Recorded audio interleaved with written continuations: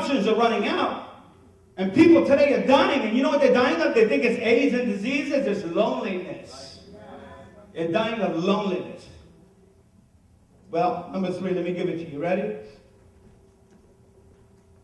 All I believe is insufficient. E-I-E-I-O, I think. Insufficient. It won't satisfy. All I know it just won't satisfy. How many of you ever tried? How many of you have ever had a bad relationship? And you try to work it out. And you try all kind of stuff. How's that working out for you? It doesn't satisfy. Until you get the love of God in that. My main thing I do in counseling, and when I counsel people as I do this, I say, so you think here, and you think that you're here, right? I say, so here's God right here. Okay? So here's what we do. Keep your hate and your anger and your resentment, and you keep your this and your that, and I'm not going to let him touch me. And you just keep going. But both of you keep heading towards God. And before you know it, you're going to meet up, and you're going to be caught up right there. You follow me? The bottom line is that we need to start learning how to love, man. Like God loves us. We got to get up in the morning and start being grateful for everything that has happened to us. I mean, the love starts with an attitude of gratitude, as you said. I mean, thank you for loving my mom. Thank you for being there. No matter what you did, no matter how much of an alcoholic, I got to be here on this planet. And because I got to be here, I will make a difference. I mean, I'll make a difference somehow in my life. I don't care if I'm in that pew or in front of that pulpit. I'm going to make a difference somehow. People in my life are going to be changed. People in my life are going to see the glory and the love of a living God. They're going to see and they're going to experience mercy and grace. And where you deserve hate and retribution and some kind of revenge, they're going to see reconciliation. Why? Because you are about to see God come alive in me. That's when love comes alive. And that's what we've got to know. That's what brings peace. That's what brings, I want to know what God's will is. Know love and you'll know God's will. That mature people would grow up and that lost people might be saved. You made a commitment to somebody, you live with them for life. Love is not a feeling. Sex is a feeling. Love is a choice. Love is a responsibility. We following each other yet?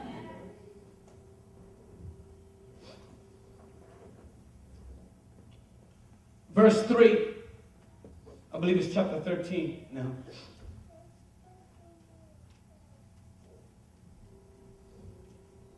First Corinthians 13:3.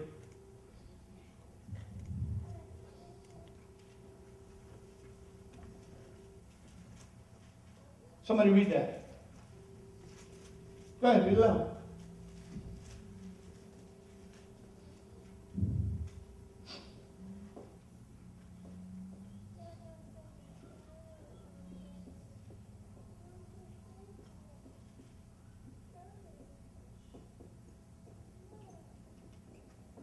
I have a bad hand.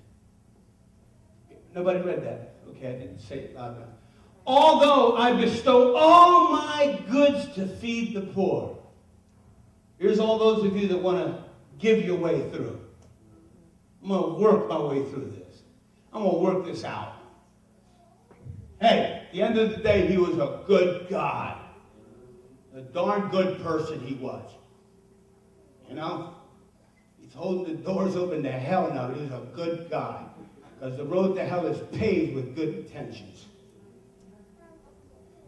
And though I bestow all my goods to feed the poor, and though I give my body to be burned, but have not love, it profits me nothing. You know, it's easy to love when you can't smell bad breath and it's still fresh. It's hard to love when it gets a little old and they're making you angry.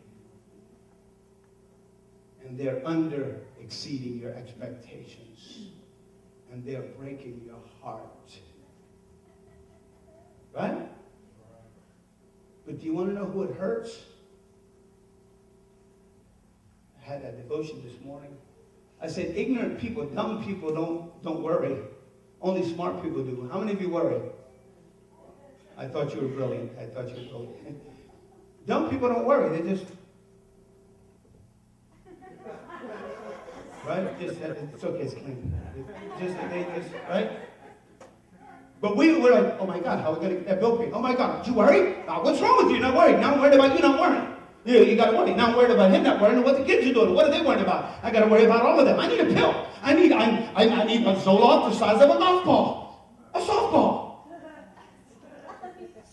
Football. Can I swallow that? Can we liquefy that and inject it?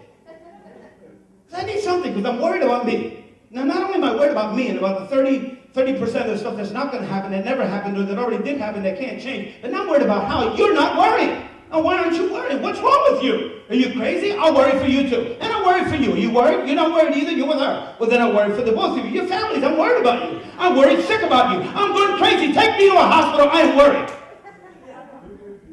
Anybody ever feel that way? Never felt that way. You've never worried. And you're dumb. You're dumb. You won't worry. Just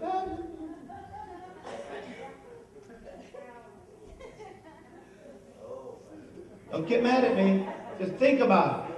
And maybe you'll rethink it. Maybe I did worry a little bit. There was some anxiety there. Maybe not in the last 5 years, but 10 years, yeah, it was there. Things could be getting better, but they were bad.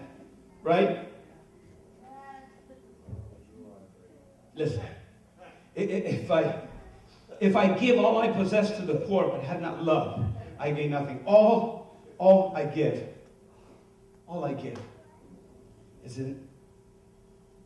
insignificant. It's not enough. Give me more. Shed blood. Kill yourself. Don't mean nothing. You ain't Jesus. Right or wrong? Anybody follow me? You can give all you want. Give all you want. Anybody know how to spell it for me? Spell it for me, because I get mixed up and, you know. I said spell love. What? Okay, L. Okay, next letter. I said spell the word. I didn't tell you to correct me. If you don't correct the teacher. Spell the word. Huh?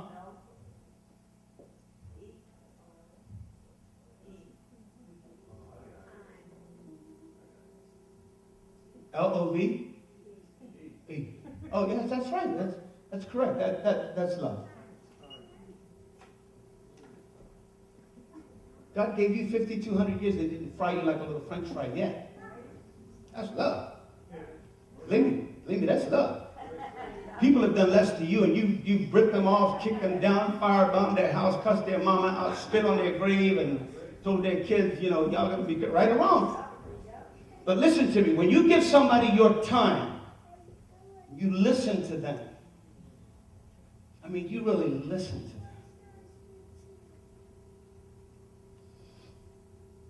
And you're just still.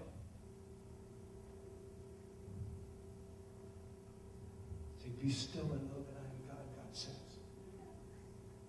You give them your time. And you no longer matter. What matters is, are you being ministered to? Are your needs being taken care of? Do you feel like you're the most important person in the world right now? Because that's what love does.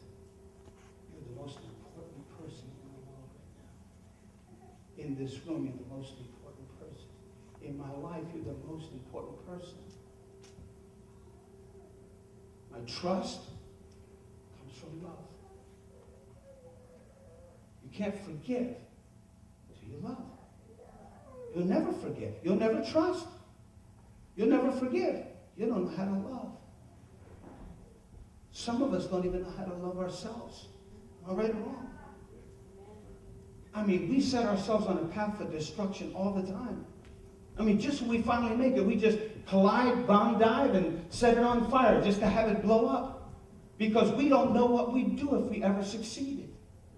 We don't know what we'd do with ourselves if we ever, what would I do if I, oh my God, my children love me, I have them all around me, and we're having a reunion, and we're healthy, and they're not fighting. They're all on Valium. But they're not. You've given them your time. And so all that, I want to feel loved. I want to feel cared for. I want to feel safe. I want to feel peace. I want to feel safety. I want to know you love me. I want to know you care about me. When you love them, they feel all that. They feel all that. And they come under this umbrella that God does, and he just draws them in, man, and they feel the very presence of the love of God in you, and they begin to trust you again, and they begin to love you, and they begin to care for you, they begin to listen to you, they begin to respond, they begin to respect all these things. So that the giving, you can give everything, but if you're not willing to give me your time, give me your life, give me what you have, give me you. I'll make love if you give me you. That's what God is saying. Give me yourself. Love is spelled time. Time. How many of you have been too busy for stuff? Come on. Stuff is too fast, is too much. You got too much. You got to go to another job and make another job, and going to go make some side money on that job, and going to go do some side stuff and do some side stuff on that job and on that job. Before you know it, you come home and somebody else is in your bed with your wife, and you're like I was out making money. I was doing everything I was supposed to do. What happened? Time. We need time, man. Little kids. Oh, they're blessed, man. You see Sage, she sees Pop, she goes over and just sits down like this. She has all the love languages all in one. She gets words of affirmation. Oh, you good little baby. Oh, you good. Oh, no, it doesn't smell bad. Clean her up. Oh, my gosh. Yeah, I'll get the pamper. Right? It's like she gets words of affirmation. Oh, don't say anything. Go like that. Don't give her any cookie. Dad, don't give her any cookie. No, not at all. No, not at all. You know what I mean? And you say, that little girl knows. Hugs and touches, that physical touch, it's all safe. You hug them and you love them.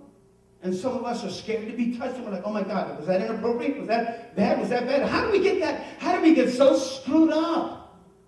Love, the touching, the aspect, the understanding, the misuse, the degradation, the aborting, the messing up of the message of love. That love is supposed to be unconditional. It's supposed to make you feel safe. You're supposed to feel like the most important thing, the most important person you are. If you would have been the only one alive, Jesus would have died for you. Just for you. That's love. Jesus. Someday Hector will get asked, did you feel like doing that day? In the Garden of Gethsemane, Lord, if it be possible, let this cup pass from me. Hematidrosis, which is a medical term for your blood vessels, are coagulating bigger than the size of your actual cells, so it's coming out painfully. Hematidrosis. I learned this from my doctor, not on my own. But he was sweating drops of blood. And he said, Lord, if it be possible, let this cup pass from me. And then he said, yet not my will, but thy will be done. If you love them, then I'm dying for them. And that is the end of that. How many times do we think that God loves somebody else, but he doesn't love me? God could heal somebody else, but he won't really heal me. God could heal somebody else's kids, but I doubt about mine. Well, listen to me. Where's your love barometer at, man? Where's your faith in God? Where's your love for God? Listen to me. How many times does somebody come down and they say, you know what, do you love me? Do you love me? And then they hear this voice come back and God says, do you love me? I mean, do you really love me? Are you willing to go radical and give me your time, your life? The expanse of your life, which is, according to God, a vapor. Would you give that to me? And then see what peace feels like. See what peace feels like. When you finally surrender. To say, all these people I'm worried about, I'm not doing nothing. It ain't helping me a bit. I'm going crazy. And God tells me in his word, do not worry for his sin. Why do you worry for tomorrow? For tomorrow has worries of itself. Seek ye this day the Lord in whom you will serve. Seek me today. Give me your time today. You follow me?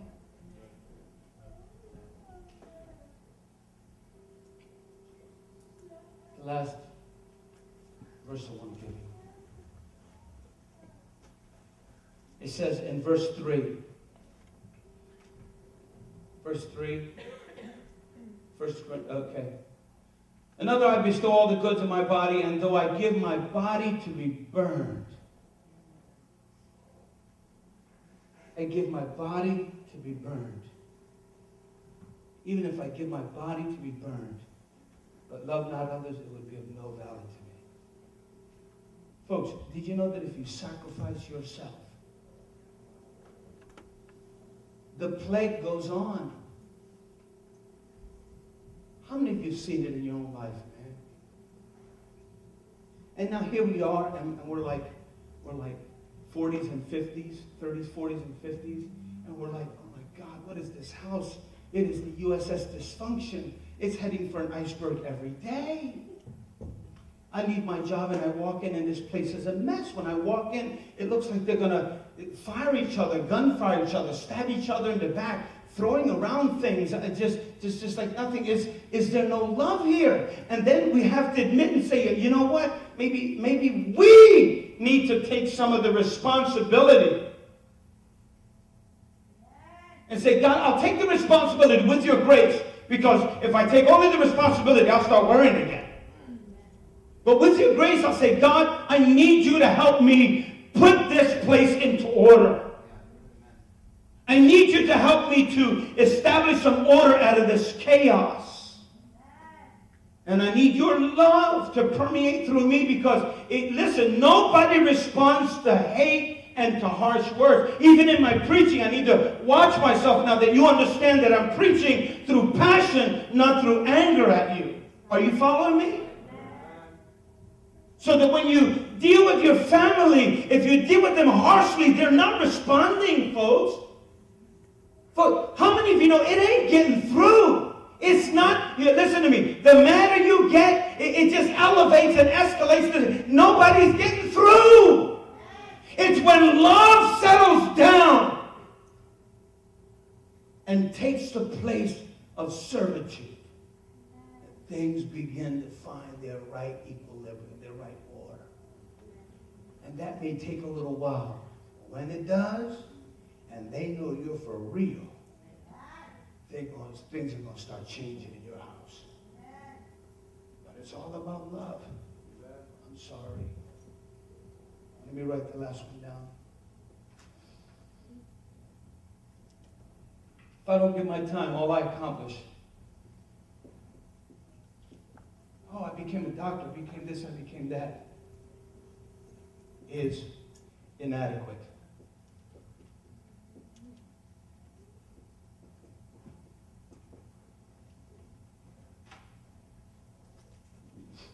I've been, oh gosh, at least 20 bedsides when people were dying.